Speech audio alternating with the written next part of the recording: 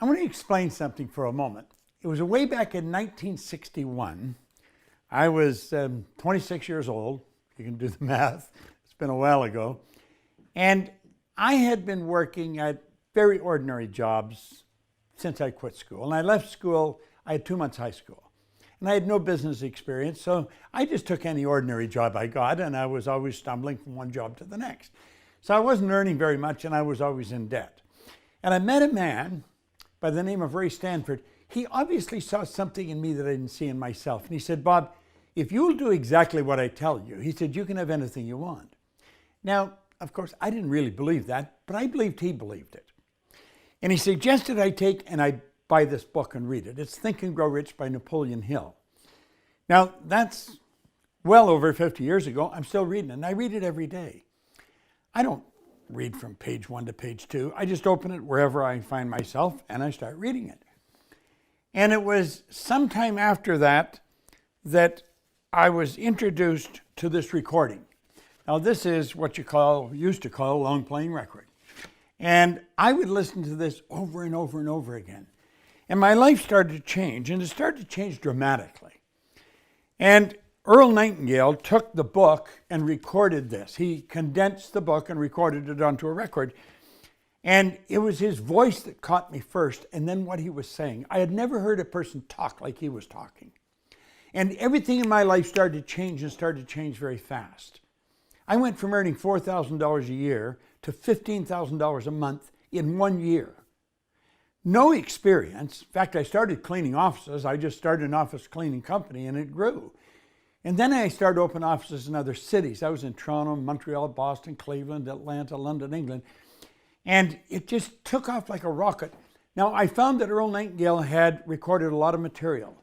He was considered at the time the dean of personal motivation. He was a radio broadcaster who had retired at 35, and he took his philosophy and he recorded it, and I started to study it.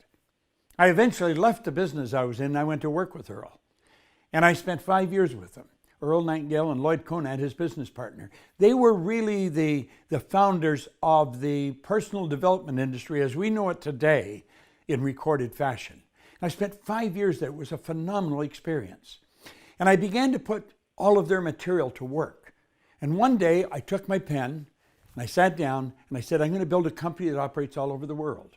Today, I have a company that operates all over the world by following the path that Earl laid down in this program. Now, I took that program and I've updated it and I put it together, and it has changed lives in many, many parts of the world. When I was asked to record this message for you, it was to introduce this program to you. So what I've done, I've made a recording, a video recording, and you can watch this and I explain exactly how this program works. If you have a sincere desire to improve your life like I had to improve mine, and I change it, I still work at it every day, you want to listen very closely to this. Get super honest with yourself, because that's what the man told me to do. His name was Ray Stanford, as I mentioned. He got me to really look at myself. You see, I had been raised with the idea if you're going to earn a lot of money, you've got to be really smart. Well, he told me that wasn't true. He said there's all kinds of people that aren't very smart that are earning all kinds of money, and there's all kinds of people that are absolutely brilliant and they're broke. He said earning money's got nothing to do with being smart. Earning money has to do with following a particular path, a procedure. And he said it's got to be honest. You can do it in dishonest, but then you're not going to be happy. So he taught me so many different things. He taught me about the law of compensation. He taught me about how to control my own thinking, because he said that's the one point that all great leaders have agreed on, that we really do become what we think about. I want to thank you for taking the time to just watch this. And if you ever meet me in a seminar anywhere, I want you to come and thank me, because I feel very indebted to the people that introduced me to this material, and as I'm sure you will. So now, enjoy it. This is Bob Proctor. Thank you.